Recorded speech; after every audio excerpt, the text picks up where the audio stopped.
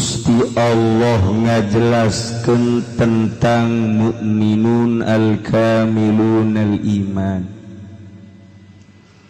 jelema nu sampurna imanna.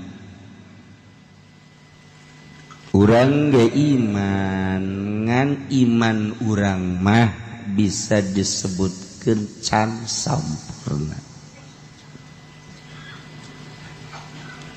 Sebab iman nu sampurna mah ieu bagian anu patali jeung batin tilu, bagian nu patali jeung zahir 2 5. Lamun geus kasifatan kunu 5 ieu zahir jeung batin karat mukminna mukmin kamil. Lamun encan kos kieu mah encan mukmin kamil, mukmin biasa bae. Sakumaha bahasa Sidina Hasan cek anjeunna, lamun kula ditanya tentang iman atau iman lagi cek bae.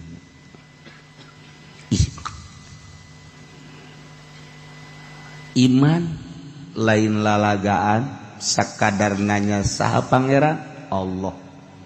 Iman ka Allah iman, iman ka Kangjeng Rasulullah iman, iman ka malaikat Allah iman, iman ka kitab Allah iman, iman ka yaumil akhir iman, iman ka hisab iman. Iman eta mah kabehan. Tapi lamun imanna ditanya tentang iman anu sampurna, mukmin kamil nu patali jeung ayat innamal mu'minuna alladzina idza dzukirallahu wajilat qulubuhum wallahu a'lam. Masyaallah. Nu tilu nu patali kana batin teh nomer kahiji sieun ka Allah. Sieun we ka Allah teh sieun. Sieun ka Allah teh artina sieun ka ancaman Allah. Innamal mu'minuna teu aya lian jelema nu mukmin nu sampurna imanna alladzina idza dzukirallahu wajilat qulubuhum.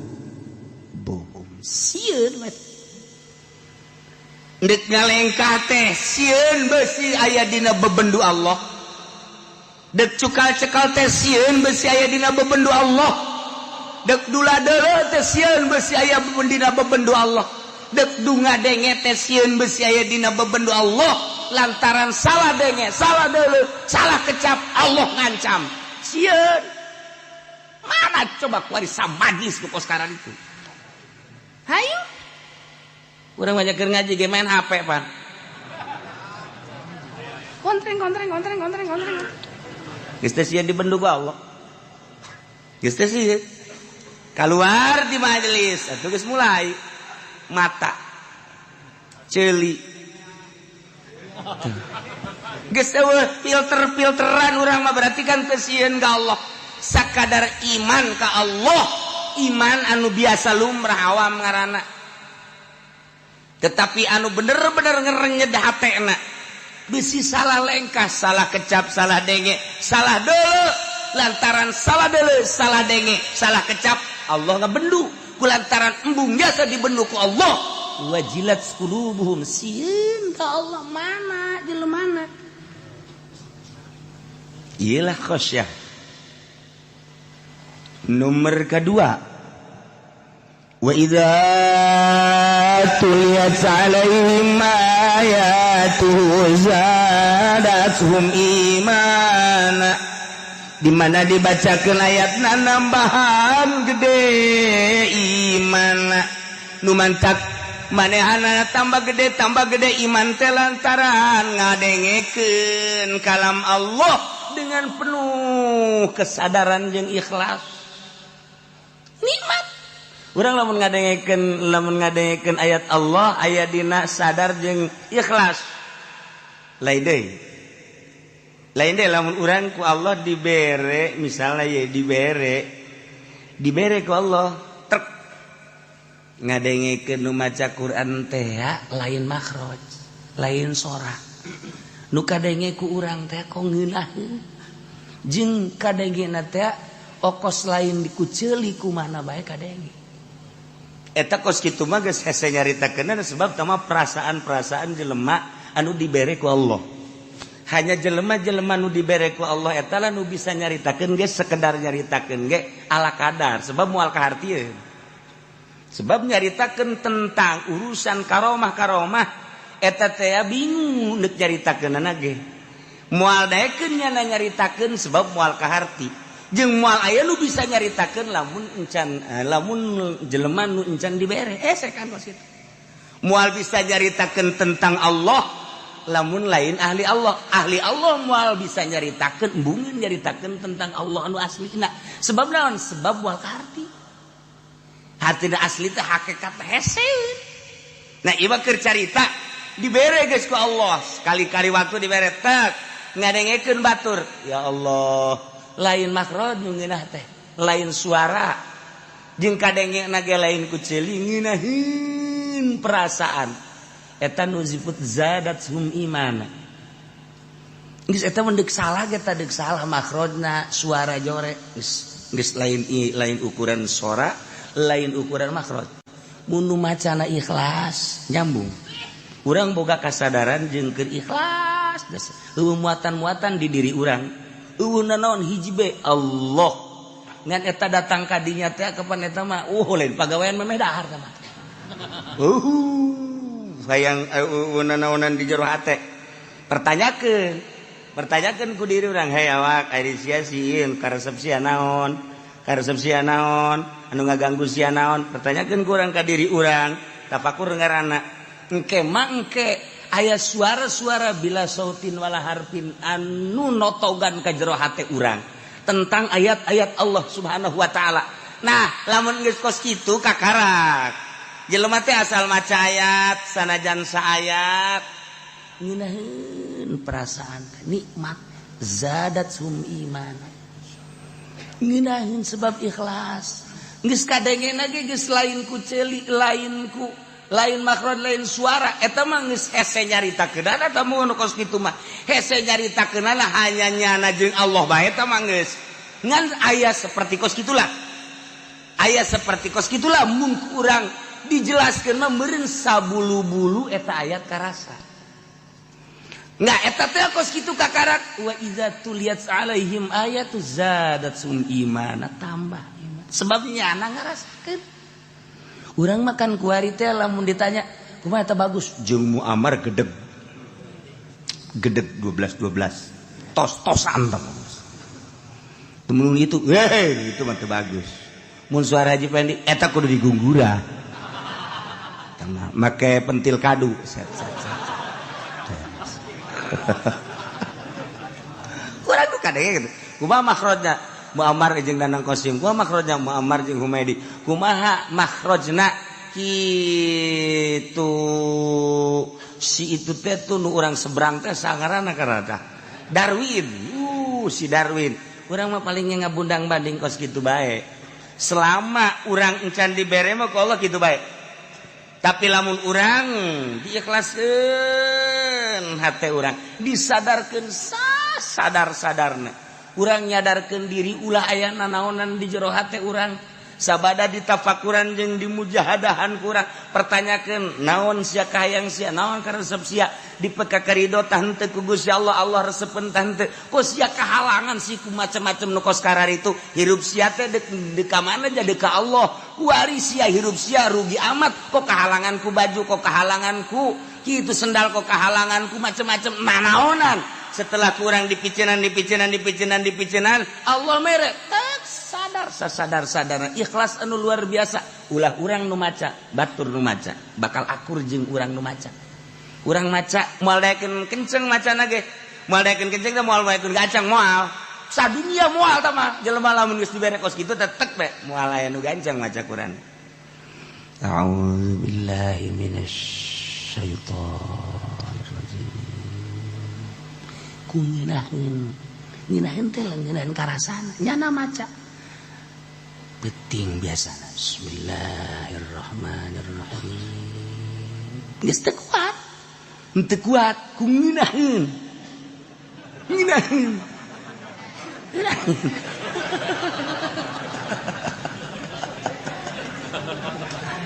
Gitulah. Sewa juga anggel bae kan. Beda. Dah. Paling indah mah malah ngadengkeun batur teh ngeunaheun lamun aya batur nu maca masyaallah. Sebab urang teu sanggup ngucapkeun. Nya urang ngucap nyebut Allah ge teu kuat, nyebut Allah ge teu kuat ngeunaheun. Urang maca sholawat ge ngeunaheun. Heset tah nyaritakeun ngeunaheun maca sholawat, nyaritakeun zikir ngeunaheun eta urusan hese. Sebab tambah penemuan masing-masing. Kuari ngadengekeun batur maca Quran we Masya Allah karim ngeunah teh lain sora lain makhraj tapi aya nu sentuhan-sentuhan anu hese energi nu datang ka urang nu hese dicaritakeun eta lah rahasia Allah. Nah lamun geus datang ka dinya zadathum iman tambah iman sebab karasa kan punya iman urang mah kuari kan disungut doang encan karasa. Numantak engke di akhirat asyhadu an la ilaha illallah abdi nyaksian bahwa taya pangeran wajib disembah kecuali Allah. Sia wawanianan nyaksian emang karasa ku sia. Ji henteu. Sia wani nyaksian. Ji. Aju geus kumaha tuh? Syarat cek malaikat. Ulah tuh cek. Bongan sia nyaksian ira sia nyaksianana. Lamun urang bahasa cenage we geus salah. Teu meunang cenage kos kitu. Cenage cakolot. Wes ada cenage. Weh, lah kita kudu boga pendirian. Masyaallah. Iyalah urang asyhadu an la ilaha illallah wa asyhadu anna muhammadar rasulullah. Syahadat teh ya. Bersaksi teh kudu nyaho. Geus lamun teu nyaho atuh kumaha nyaksianana. Nyaho teh ngan sakadar nya wujud kidam bakal moga lapalila eta mah cangkang. Kudu nyaho kana eusina. Iyalah anu jelema ku Gusti Allah dibere kayakinan anu tinggi anu nyahoeun kana eusina syahadat. Anu kumaha eta? Anu wa idza tuliyat alaihim ayatuhu zadatuhum iman. Mana jelema nu ikhlas kuari. Ikhlas jeung sadar. Maca Quran ngadengu-dengu ge jaya maksud teh. Wow.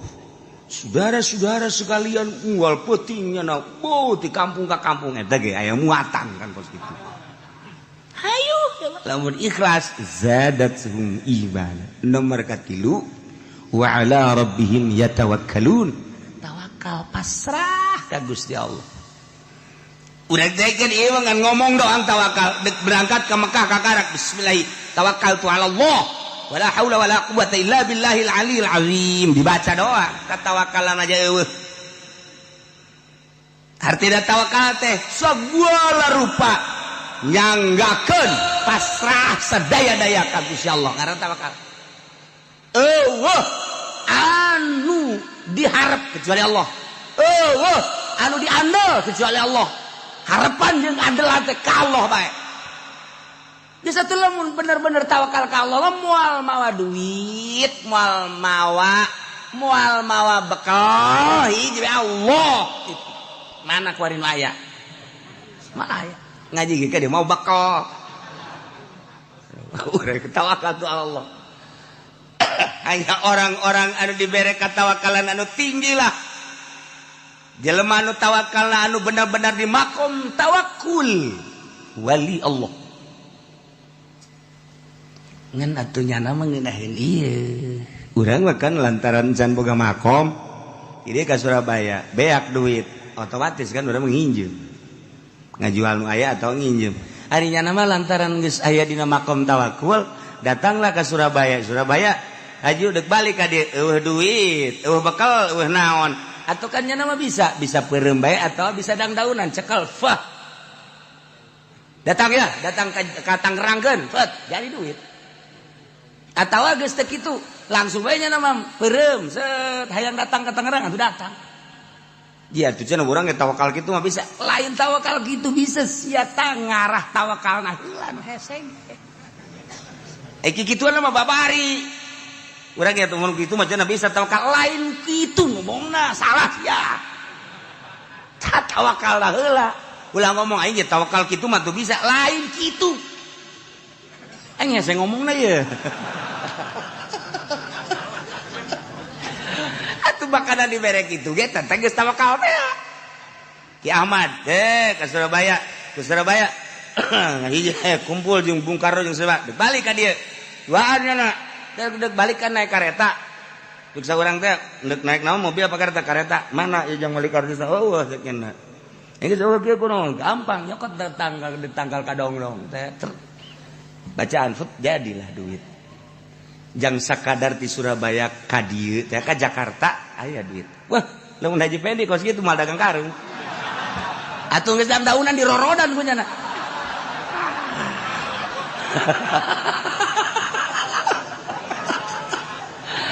Aduh. Masya Allah. Nu mantak teu dibere ge eta maksudna bisi salah.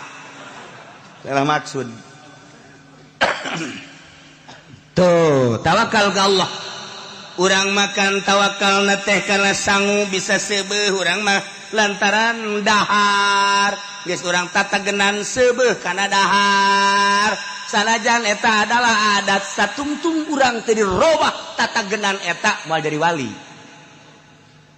Moal jadi wali moal eta kudu dirobah ku urang. Khariqun lil adat. Urang teh kudu ngabedah adat tu tata dina. Mun teh mah teu dahar lapar. Kuari mah dirobah ku urang ulah dahar. Hayang coba lamun urang terus bae dahar mal jadi wali moal. Penting urang teh ieu teh lamun teh hees waduh bahaya. Sebab ieu jadi adat kebiasaan urang teh kudu sare. Lamun teh sare 8 jam cak dokter mah. 8 jam sampai sapeting teh atuh be aku ngees bae eta mah atuh budak.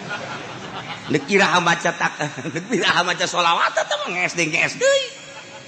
Nah, dibuat urang ulah sare geus sayangnya. Paling saeutik bae. Kok bisa kos itu kebel-kebel dirobah adat teh nu biasa sare teh henteu, nu biasa sare ulah, nu biasa sare henteu. Nah eta teh sebab naon dirobah kitu mah hese katawakalan urangna ka Allah Gusti. Ja Gusti teh nyieun seubeuh teh sabab sangu. Ayeuna atuh bantak naon Gusti nyieun seubeuh ka abdi henteu kudu make sangu ja Gusti mah maha sagala-gala. Cak Allah teh atuh aing ge bisa atuh siana ninggalkeun dahar heulanan ieu mah duk ngaji bae nimbal. Hampura tuh Gusti. Orang sewakalkan komunikasi teh jeung Allah teh. Siana aing mah kan nuturkeun sia cak Allah.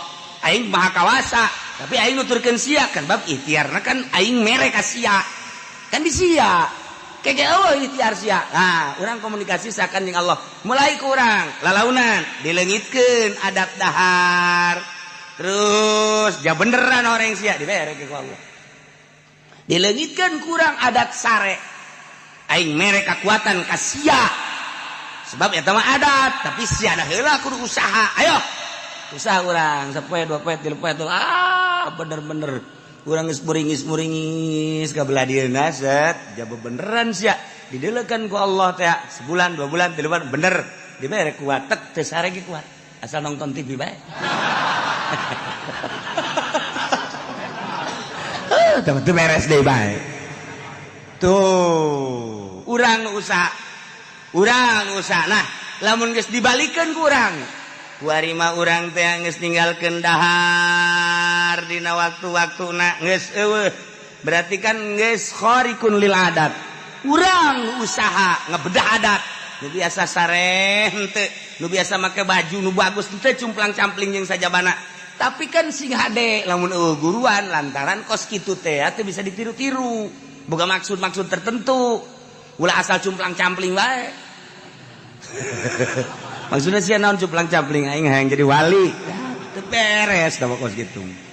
Nah, kuari geus bisa. Geus berbeda kan, kuari berbeda. Mana? Ih, deuk dahar nya nama kuat bae. dek nginum kuat baik nginum keur henteu masalah darah keur henteu masalah sare-sare keur henteu masalah jadi sare jeung teu sare bangunna akur bae dibere kakuatan aku Allah seperti kos kitu geus lamun geus kos kitu alamna berarti beda jeung urang nyana sebab alam urang mah alam dahar alam nginum kudu di waktu-waktu nu jelas mun teu dahar teu kuat bisa kiceup bae oh aya nya henteu berarti geus beda kan alamna tuh nya nama alam kuat urang geus teu kuat sebab nya mohon ka Allah janu Allah ciptaan Allah jageninganan Kangjeng Nabi kuateun Sina Abu Bakar kuat Sina Umar da naon bedana kabelah dieuna wali-wali Allah nu aya di urang Syekh Mansur Syekh Asnawi jakara ruwat atuh naon bedana jeung urang mah teu latihan doang latih urang tek kuat beda alamna geus kulantaran beda alam urang teh kuari mah bersih geus bersih zahir bersih batin bisa kadeuleu kuari mah makhluk-makhluk halus aya jin tuh kadeuleu lelompatan tuh lelempangan kadeuleu beda jin mah jenggotan jin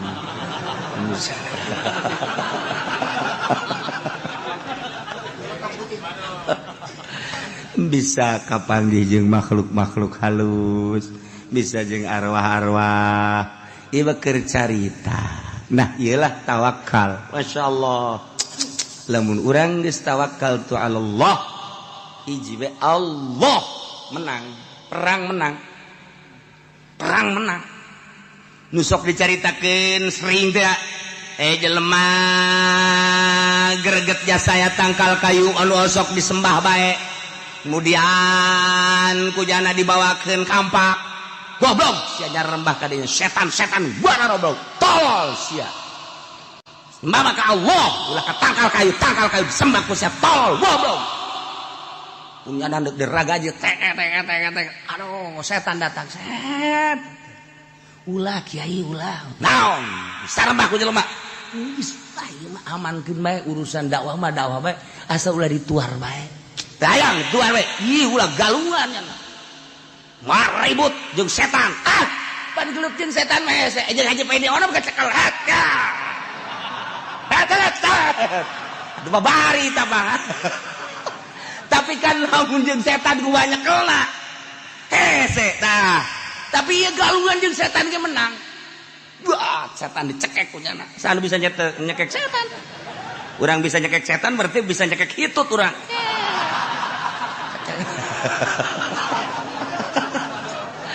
dicekek setan ampun jeung setan ampun sia ampun geus kieu bae jeung setan amankeun gula ajo geus gula mah geus pokona mah amankeun hitungan ke dibere bonus dihadapeun anggel ke cokot duit sapoe 5 dirham sakitu bae geus bener sia bener sia ieu bener kula mah moal jalir tiang ge moal kula masa ulah dipaean ya geus aman atuh awas ya nya lamun eueuh duit 5 dirham cekek ke wae beres di dulu bener isukna aya aja bener ieu setan sapoe 2 poe 3 poe 4 poe kali 5 poe eueuh ngan 4 poe doang kuat dah kali 5 poe goblok setan sia tuar deui ku aing sia tangkal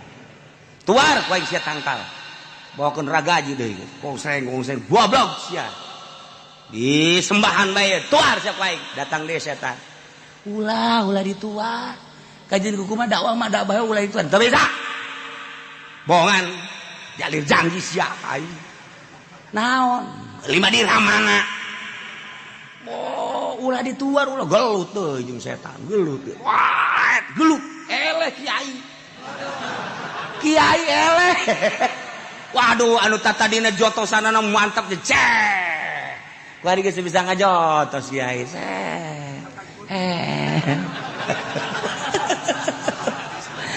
aduh kawari setan kecekek kuari kiai cekek ku setan ayo kiai kalana ampun geus enggan aman bae geus aman geus kula mah penting mah ulah dicekek kajian teh geus asal aman bae kajian teu dibere duit ya awas ya cek setan teh sekali-sekali deui cek aing kunaon da Motif nu pertama nu mantak menang lillahi ta'ala ikhlas. Motif nu kedua nu mantak eleh 5 dirham.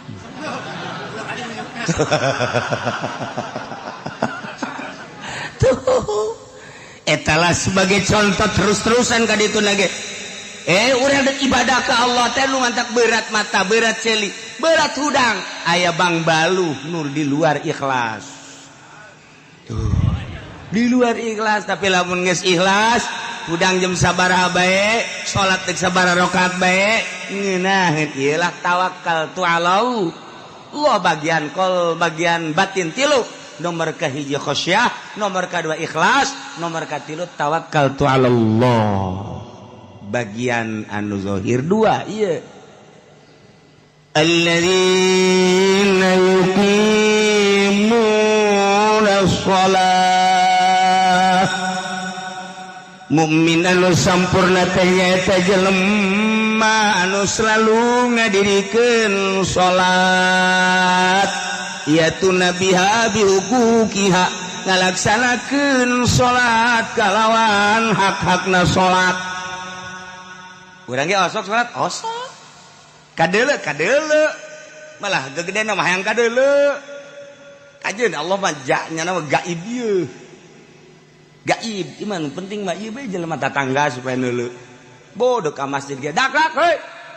Ayo ka masjid ayo. Padahal hayang ka alam eta. Hayang ka alam.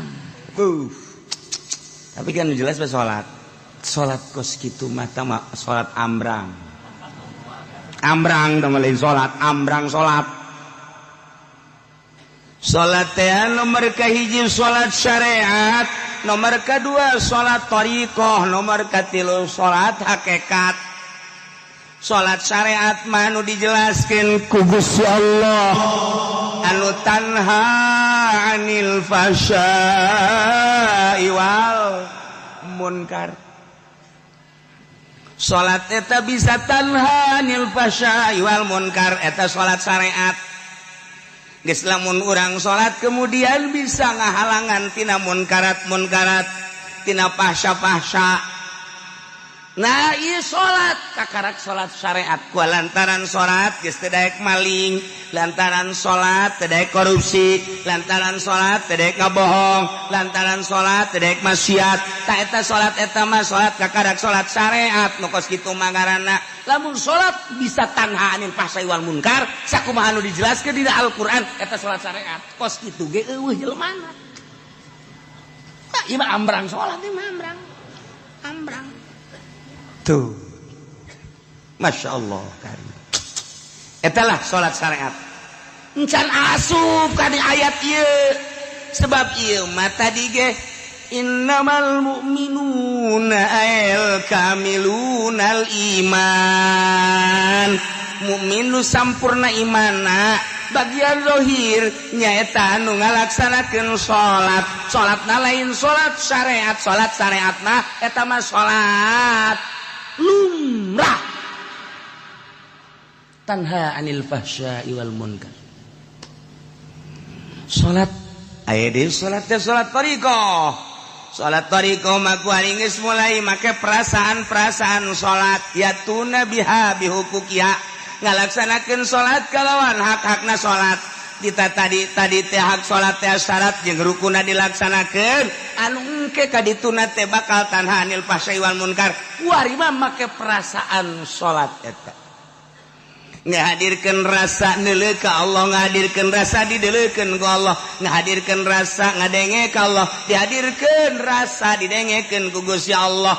Nu jelas mah ngahadirkeun kudrat iradat Allah jeung hayat jeung samana. Urang teh setiap gerak moal kaluar tina kudrat iradat Allah. Geus satu urang nangtung urang teh kudrat iradat Allah, ruku urang kudrat iradat Allah. Tidak urang kudrat iradat Allah, sujud urang kudrat iradat Allah. Tapi eta kudrat iradat Allah teh karasa ku urang, dihadirkeun ku urang kudrat iradat Allah geus liwat tina tanha anil fahsya'i wal munkar. Kuari mah geus dihadirkeun kudrat iradat. Apa aya anu robah di luar kudrat iradat? Mal aya. Apa aya nu cicing di luar kudrat iradat? Allah. Mal aya. Berarti pada hakikatna kabeh robah jeung cicing langit bumi kabeh saantero teu kaluar tina kudrat iradat Allah. Nah kulantaran ieu teh kudrat iradat Allah urang teh kuarikeun salat aya dina kudrat iradat dikudratkeun jeung diiradatkeun ku Allah salat Gusti loba nu gagah Gusti loba nu sugih Gusti loba nu harebat nu palinter tapi teu dikudrat diiradatkeun ku Gusti salat abdi mah ieu masyaallah sakieu ayana beuki rendah beuki tawadu tapi beuki karasa kudrat iradat Allah. Iyalah kudrat iradat Allah. Allahu akbar urang ngucap Allahu akbar teh apakah lain kudrat iradat Allah atuh kudrat iradat Allah. Begitu orang Allahu akbar kabir apakah lain kudrat iradat Allah atuh kudrat iradat Allahu akbar kabir alhamdulillah tah terus begitu orang ruku Allahu akbar apakah lain kudrat iradat Allah atuh kudrat iradat Allah. Urang itidal Allah sami Allahu liman hamidah apakah lain kudrat iradat Allah atuh kudrat iradat lamun kudrat iradat Allah teh atuh berarti Allah jamual aya nu kaluar sifat tina zat atuh lamun sifat kaluar tina zat mah atuh bisa acak-acakan kudrat iradat Allah sifat Allah berarti urang karasa kudrat iradat Allah atuh karasa Allah na mulai lain salat biasa eta ge encan kaasup ka dieu encan kaasup innamal mu'minuna alladzina idza dzukirallahu wajilat mantak ayat ilain lalagaan Sida Hasan nyaritakeun kula lamun ditanya kumaha iman sakadar iman mah aya dua cak cenah iman aya dua al iman imanani lamun iman sakadar amantu billah wa malaikati wa kutubihi wa rusulih wal yaumil akhir wa bil qadari khairi wa syarri minallahi taala biasa tapi lamun iman nu kadua dina ayat innamal mu'minuna alladzina idza dzukirallahu wajilat qulubuhum kula ge ieu wallahu alam. Nah ieu lamun kurang teu dibahaskan pajar biasa bae. Gorenganan lain lalaga. Encan datang tah. Salat nu model kos kitu ge can datang atuh komo salat. Salat nu kumaha tuh? Salat anu geus eueuh iradat. Urang teh geus eueuh iradat. Jadi berarti eueuh iradat mah kos langlayangan. Langlayangan kan teu boga iradat dikenyedkeun teh kunu mentangna.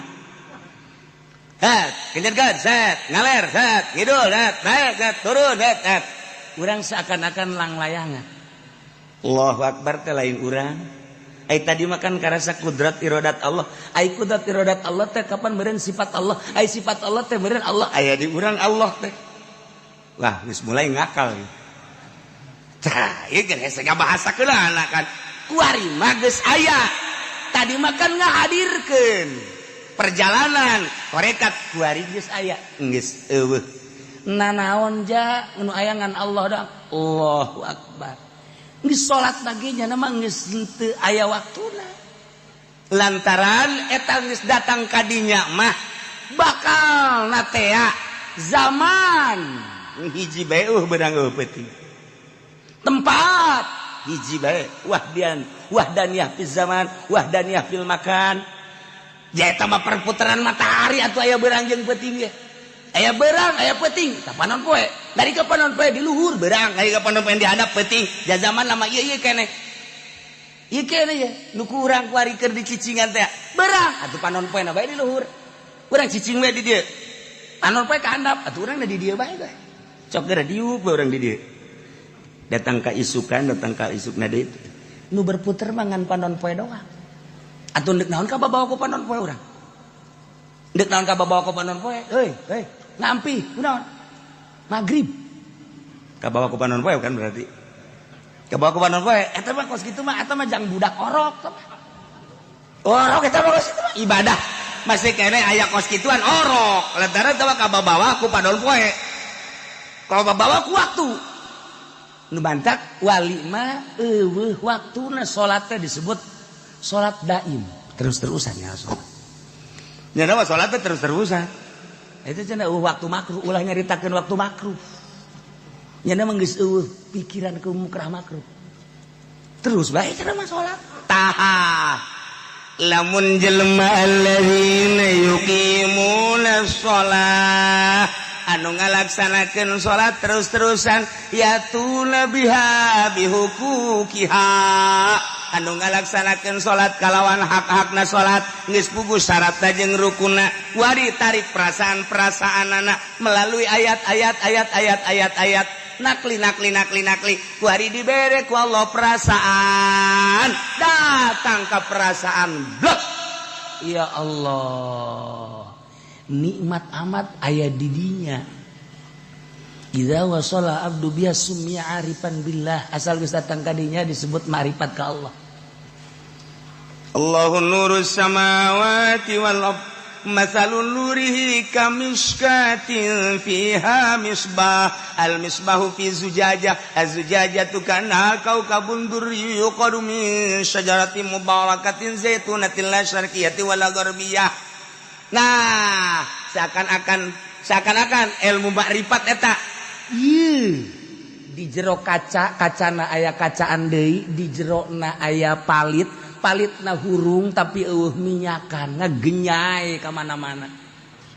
Nah di awak urang teh aya makrifat seakan-akan dibungkus ku awak teh dibungkus deui kunaon kitu ngaranna daging dibungkus aya dina kolbu teh sonubariun sagede ke lain kolbuna di jero eta teh aya makrifatan ngagenyai ka mana-mana cek geus jana aya di dinya nikmat geus sekeun geus ka Allah antak sok dicontokeun ari eta Syekh Khalil Bangkalan ketika nyana salat di Tuban di maguruna ketika guruna teh pas magrib nu sok dicaritakeun Allahu Akbar nyana seserian bae ngajalakatak datang ka kaget guruna teh kunaon ieu budak seserian bae beres salat siapa tadi yang ketawa bejakeun eta seserian bae nyana seserian ngeganggu kamu kan gitu kulantaran dicarekan bae kenapa kamu ketawa-ketawa nyana ngomong saya bagaimana enggak ketawanya emang atuh di hati guru katanya di sini ada nasinya banyak di sini horenganan eta teh guruna teh lapar hayang dahar. Nah kababawa sholat tuh lamun Syekh Ahmad adina Imam Ghazali bunga makmum ka Imam Ghazali datang ka bebeja Imam Ghazali ka mana ayeuna dipanggil kapan adina sangeus dipanggil cak adina Imam Ghazali ma atuh deuk kumaha abdi ngamakmumna ka Ghazali lantaran di jero hatena aya getihan kajakeun Ghazali emang aya getihan masyaallah horeng adi geus leuwih hebat kula teh keur ngaijtihad bab head manhead bageti eta kadeuleuh kan masyaallah eta lah salat jelema ahli makrifat batak nya mah atuh kadang-kadang ngamakmum kadang-kadang pilok jarang lolobana mah jarang mantak di lembur usrok ka masjid eta buat teuing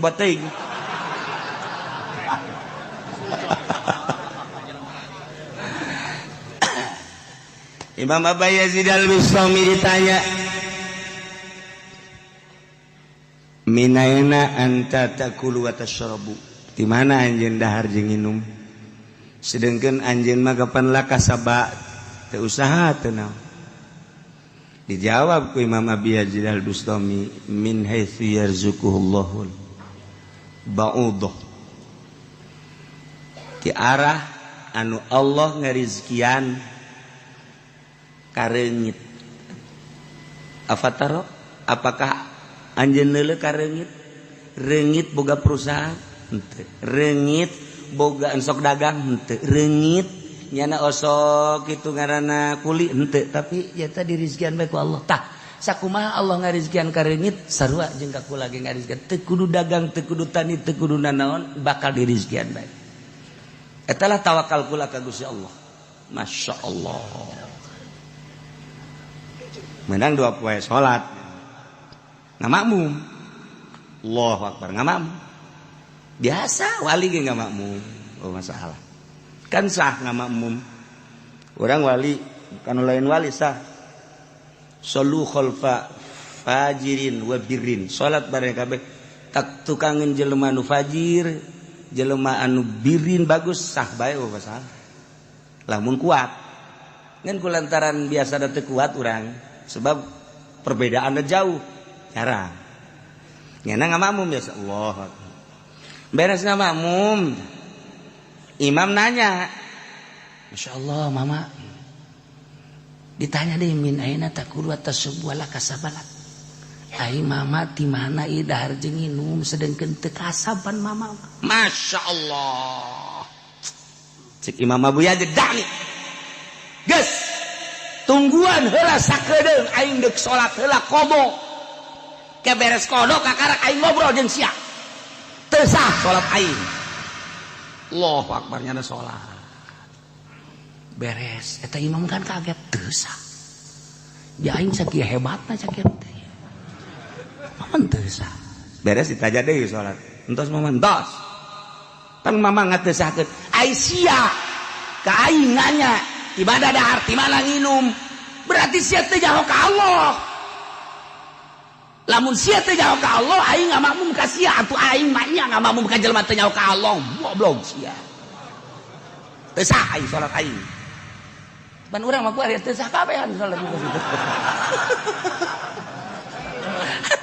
imam lagi waduh PNS makanya budak lamun teu boga ijazah mah teh teu dahar oh tah jarang kudu dirampet sama kos kitu mah imam tah imam Abi Yazid al-Bustami kos kitu goblok aing sia nanyakeun di mana dahar di mana nginum aing teu kasab berarti sia teu nyoka pangeran manya aing ngamakmum ka jelema nu teu nyoka pangeran teu sah salat aing kodok sia kan bener eta ngomong oh kos salah tapi bener kos bener tapi salah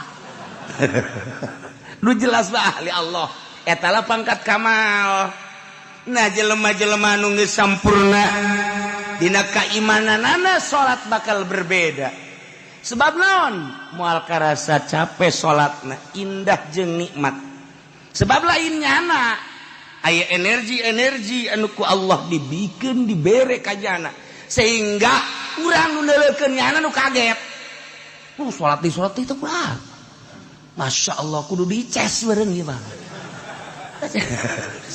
Allahu Akbar saat Allahu Akbar lainnya nu salat perasaanana dibawa geus dibawa ku perasaan nu lain perasaan urang eta lah nu hese dicaritakeun geus tawanya nama jam sabaraha bae penting salat sadaek nanya Allahu Akbar eueuh kacape Allahu Akbar biasa beurang biasa eueuh kacape sebab eta perasaanana lain perasaan urang kieu itu lamun perasaan urang nu ieu mah atuh sarua jeung urang atuh capek salat duha 8 rakaat bae geus mun sang mangsing guys aing mah moal 8 poe isuk mah mah kunaon paregol 4 lah aing isuk mah turun 4 pegel keneh 2 lah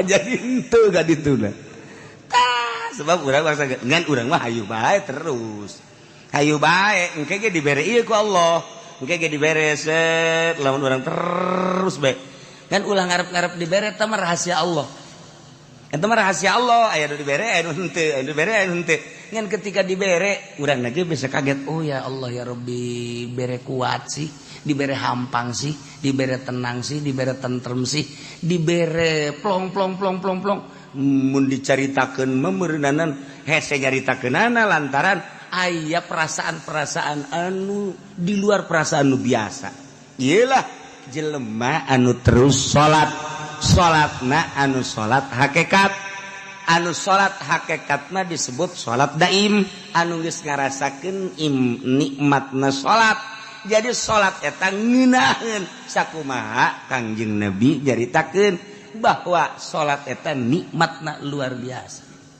ngeunaheun salat ialah alladzina yuqimuna shalah wa mimma razaqnahum yunfiqun mukmin anu sampurna teh nomer kalimana bagian zahir yunfiquna mimma razaqnakum nyana mekeunan merean nganapakakeun harta-hartana anu menang pamere Allah di jalan Allah fi taatillah lantaran tengah rasa boga dirina jaya manu aya di leungeun tengan sakadar lewat dilewatkeun ku Gusti Allah.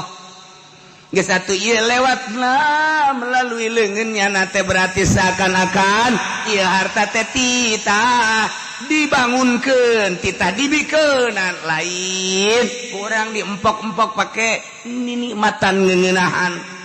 Hartana teu eureun-eureun terus bae dibikeun. Iyalah mukmin anu sampurna. Geus eueuh pijelemaana teh hese. Urang mah kuari mah mun kakak urang boga mobil, urang henteu.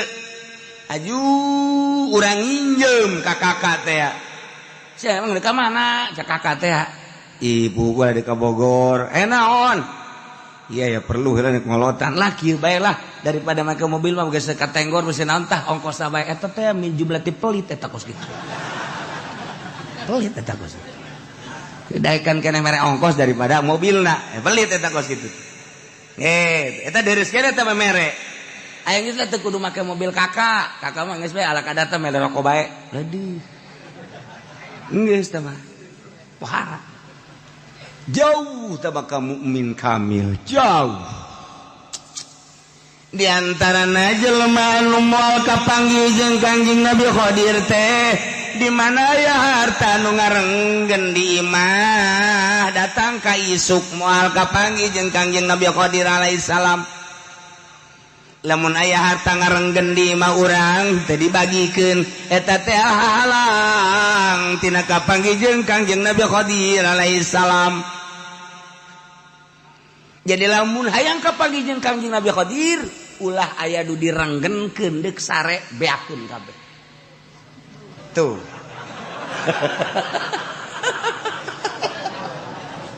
Ya Allah, ya Rabbi. Cek Sayyidina Ali lain jelema minal muqarrabin lamun jelema masih keneh ieu neundeun ieu jang isuk ieu jang isuk ieu jang isuk lamun masih keneh boga pikiran ieu harta jang isuk eta teh ulah boga pikiran bahwa nyana luhur pangkatna laisa minal muqarrabin lain ulah aya pikiran jang isuk ulah aya. Kitulah ahli-ahli Allah subhanahu wa ta'ala. Masya Allah karim. Nah ialah jelema anu mukmin kamil razaqnahum yunfikuna mimma razaqnahum selalu nganapakakeun harta-harta anu menang pamere Allah dinapakahkeun fi taatillah dina jalan Allah subhanahu wa ta'ala. Urang keur boga tuh masjid bangun kurang, tuh majelis bangun, tuh pondok bangun, fakir miskin kemudian yatim piatu hayo terus jalan-jalan kurang bagus hayo geus teh kudu ngadaguan ti bupati geus pokona mah kurang we jalan-jalan cai ayo kena rapi yunfikun fi taatillah taat Allah engke jadi bere rasa ku Allah nikmat geus teu nganggap perhatikan kana harta urang teh nu mantak embung ngabangun jalan cai embung ngabangun jalan embung ngabangun musola embung ngabangun masjid eta teh hook ka harta berarti urang memiliki ka harta eta lah hijab antar urang jeung Allah ku harta eta lamun tah ini hendak ngomong namanya. Tuh bangun hampang teh gitu. Hijab eta antara urang jeung Allah. Mantak ditapak urang ku urang kayang jadi jelema luhur. Lain zikirna, zikir mah gampang. Lain zikir teh mujahadah merangan nafsu, riyadhah ngajar nafsu, tafakur. Awak. Naon sih duku sia dipake karesep kuari? Naon? Asana kusia jadi tengenahan amat bahwa ibadahna. Makanya umur teh jauh bawa isuk bawa kapageto. Contoh, nusa umur jeung sia tuh, wari geus aya leuweung. Sia ge moal kebal deui kajian kumaha ge. Ican ngeunah keneh bae. Hayo. Coba naon nu mantak ieu tengenahan ibadah salat segala salat segala naon kitu ngaji Quran segala naon aya naonan. Sia naon pake karesep kuari. Timbul ge urang resep naon ka naon ge kajawab urang. resep anu misalnya orang resep motor ayo motor sia pakai karesep memang sia je ka mana endeu ka mana sapira sia itu cenah aya jahe tuh sia makan Eta panyakit tentang kos gitu segala jahe segala naon. ngaca buuk sia deuleu buuk geus pararuti goblok. Tah pakur urang. Ya Allah. Era bae sia mah ku tolol-tolol teuing. Nah, iyalah naon anu engke dijawab urang sia resep tentang naon resepna. Sia masih kena resep kana dunia sedengkeun dunia bakal ditinggalkeun. Ulah halangan ku dunia ulah kitu katipu ku dunia sia isu pageto sia paeh dunia ieu ditinggalkeun terus bae ku urang dipaksa urang teh gitu kebal teu nganggap urang kana dunia oh ieu mah aya uli ge uli ku urang teu kadahar ku keluarga teu kadahar didikeun teu datang ka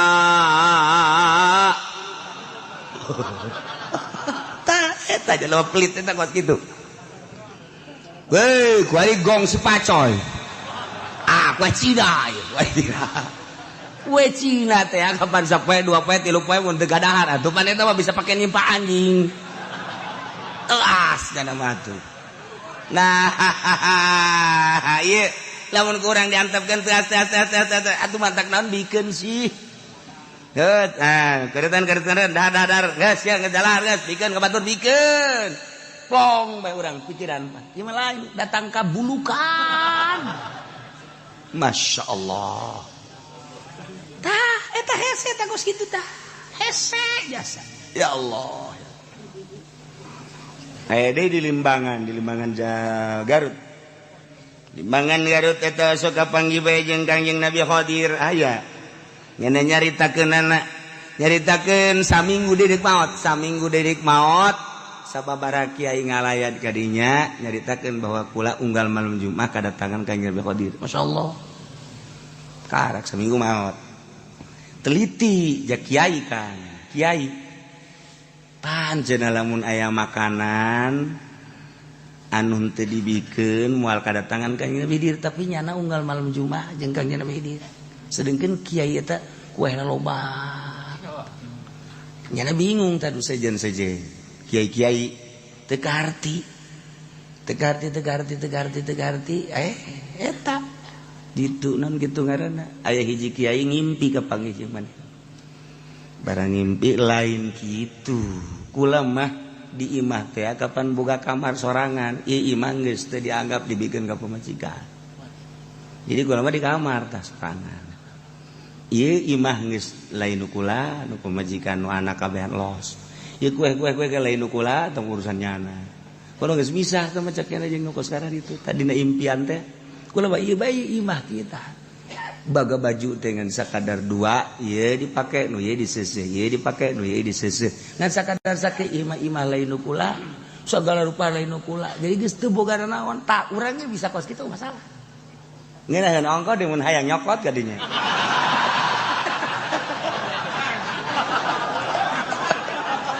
oh, mau datang atuh sia. Ya Allah. Di urang di Tangerang aya di Tangerang nu sok kapanggih jeung Kangjeng Nabi Khadir aya. Catatan nu sok kapanggih jeung Kangjeng Nabi Khadir teh kan lain catetanana. Jawa Timur, kuari ge Jawa Tengah, Jawa Barat, Tangerang misalnya.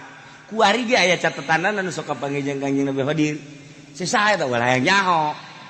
Wah aya geus. Eta aya kacat duduk kapanggih di Mekah nu kapanggih di urang anu bisa nambah iraha bae hayangna ari henteu ditambah henteu datang tapi lamun hayang kapanggih bisa eta kan aya catatan-catatanna di jelema-jelema tertentu kitulah seputar ahli-ahli Allah Subhanahu wa taala nah iyalah jelema nu mukmin kamil wa mimma razaqnahum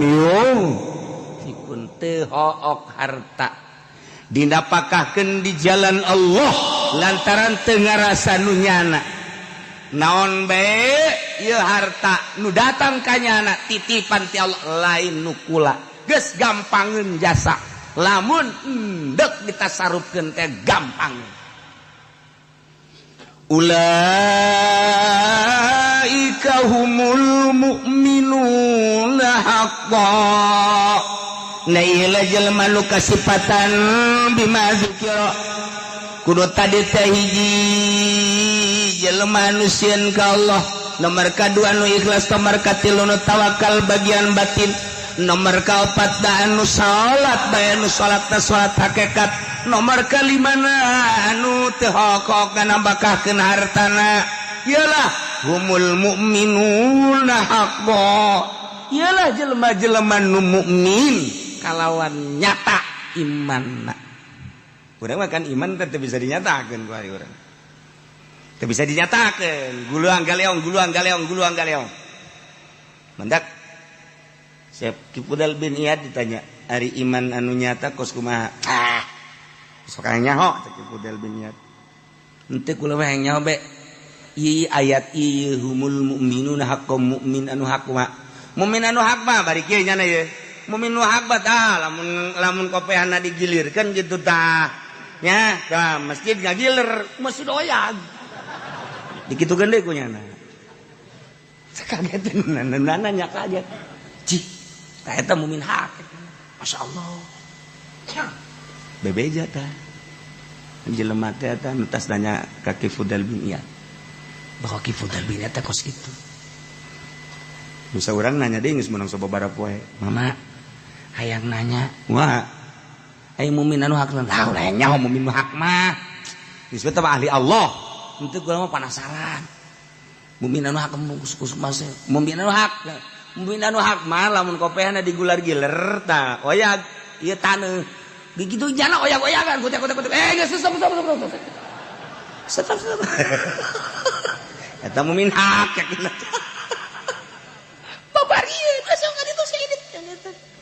Tak jadi mukmin hak mah geus kun fayakun Allah dibikeun ka nya. Deuk hayang naon? Deukeut. Hayang ka Mekah dideukeutkeun set lengkah. Masyaallah kari. Deuk hayang duit daun cokot. Deuk hayang kumaha deuk hayang sayangannya anak embu urang mah pan gua loba ka hayang mah tak teu dibere ku Allah. Aing geus bunga naon.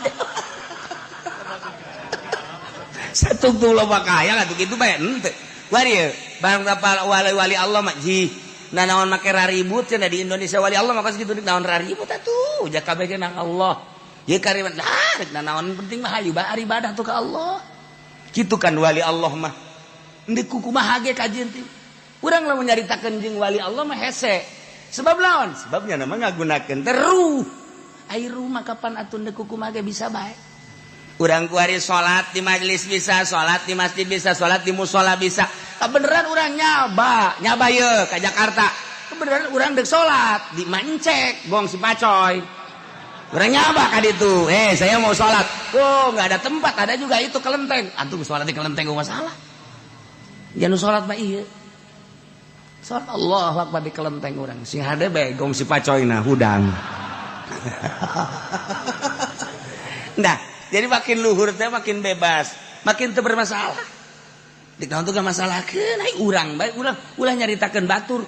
Eta mah urusan batur, urang bae ku ari mah geus datang ka mana ibadah ka Allah. Nah, kos kitulah jelema ngan eta kan hese hayang datang ka dinya teh urang mah kababawa ku pikiran-pikiran luar. Urang mah kababawa ku pikiran luar mantap ketika salat teh arasup ka dieu. Pikiran politik, pikiran ekonomi, pikiran budaya asup. Allahu Akbar lain salat. Aya golkaran di jero ieu. Allahu Akbar beres. Nailah mu'min haqqo.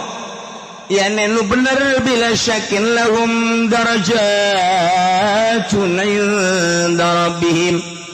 Lahum tetap ka para mukmin anu jelas anu hak kabogaan pangkat di sorga.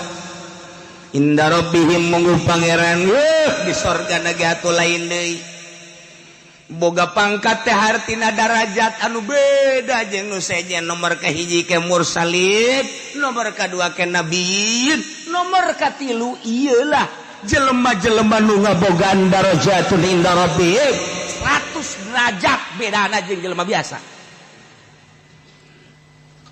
100 derajat beda na ye mi'atu darajah urang lamun aya dina mukmin hak jeung nu sejen 100 derajat sadarajatna diukur kieu sadarajat teh gede-gedena eta darajat andai kata bumi jeung langit diasupkeun ka derajat nu eta asup kabeh sedangkeun nya nama 100 derajat geus hese nyaritakeunana masyaallah kunaon eta ku hese-hesena ikhlas ku hese-hesena hayang jadi mukmin haqqo ku hese-hesena innamal mu'minuna alladzina idza dzukirallahu wajilat qulubuhum seja anu ngageter-geter sieun ka Allah sehingga beusi salah mana jelema seja anu ikhlas teh mana seja anu tawakal tu Allah teh mana anu alladzina yuqimuna shalah anu salat hakikat nu mana anu wa mimma razaqnahum yunfikun iyalah nu 100 derajat bedana masyaallah wa maghfiratun jeung pangampura geus jelas atuh tamah manehana lamah engke di dituna ditambahan deui warizqun karim ieu nya kesenangan anu pohara fil jannati di sorga ieu teh geus lain kesenangan dahar nginum jeung awewe lain ieu warizqun karim teh ukuran urang rizqun karim dahar nginum sagala aya urang makan ka sorga ge ka sorga ya urang mah hayalan eta sia hayang ka sorga hayang emang di sorga mah dahar ngeunah sagala rupa bidadari ge 73 we ngejepret deui we sakumaha karet burung urang hayalan eta sebab pikiran urang mah datang ka dinya ieu mah lain rizqun karim teh kenikmatan ruhani anu kuari bae ge kenikmatan ruhani mah geus hese babandinganana nu mentok sanggup cicing bae di imah sorangan sanggup bae cicing di kamar sorangan beurang jeung peuting teh lamun teu boga kanikmatan moal dae nu bataknya wadi di imah sorangan we malah indah mun ditinggalkeun ku sasaha teh nikmat sorangan eta teh kan aya kepuasan ruhani nikmat nu batur teh nyahoun na ieu rizqun karim di dunia baheula geus dibere kanikmatan ruhani nu luar biasa di akhiratna dibere darajat rizqun karim 100 tikaleun tibatan di dunia ya Allah ya Rabbi lain bantrak-bantrakeun ieu mah innamal mu'minuna ayat ieu pohara jasa ayat jelema-jelema anu ngabogaan iman anu sampurna disebut iman kamil anu geus kumaha nyana bae geus kumaha nyana teh cak Allah geus diserahkeun ka anjeun nyanana embu sebab tawadu beuki luhur beuki tawadu nyana mah anu bisa mi'raj setiap saat bisa mi'raj lamun Kangjeng Nabi nyaritakeun Isra Mi'raj Israna Kangjeng Nabi minal Masjidil Haram ilal Masjidil Aqsa lailan ti peuting digambarkeun ku ayat ieu mah artina lailan teh poek berangkat urang ti popoek neangan cacaan artina popoek teh syariat mah poek bae leumpang ka mana bae ge poek cek ieu haram cek ieu halal cek ieu meunang cek ieu asoh cek ieu sohe cek ieu dhaif cek eta poek ngaran leumpang dina syariat digambarkeun asra minal masjidil subhanalladzi asra minal masjidil haram ilal masjidil aqsa lailan peuting poek gambaran teh poek urang leumpang dina syariat begitu naik mi'raj kapanggihlah Kangjeng Nabi di Sidratil Muntaha wan syaqqal qamar naon kitu ngaranna bagi cacang teh artina kitu kapanggih jeung Allah lain Allah aya di luhur tetapi Kangjeng Nabi dibukakeun hijab di Sidratil Muntaha ieu teh mi'raj turun Kangjeng Nabi set epang di alam nu ieu atuh lain sebab atuh lamun di alam nu ieu mah ti Masjidil Haram ka Masjidil Aqsa sabaraha jaman sabaraha poe sabaraha bulaneun aju naik ka luhur udah pake naon ulang alik lain alam nu ieu nah lamun Kangjeng Nabi kos kitu aturannya bisa ialah alladzina yuqimunas shalah jelema nu salatna mi'raj ka Allah nu mantap hasil mi'raj teh salat hasil mi'raj teh salat dengan salat urang bisa mi'raj ka Allah salat urang teh nu salat nu bener bisa mi'raj ka Allah carana awak kurang mah ieu mah buatan Allah tina taneuh di jero awak urang aya ruh di jero awak urang aya kolbu di kolbu aya Allah toapkeun roh urang gerageh di kolbu urang bakal merad gerageh mun teu merad gajedag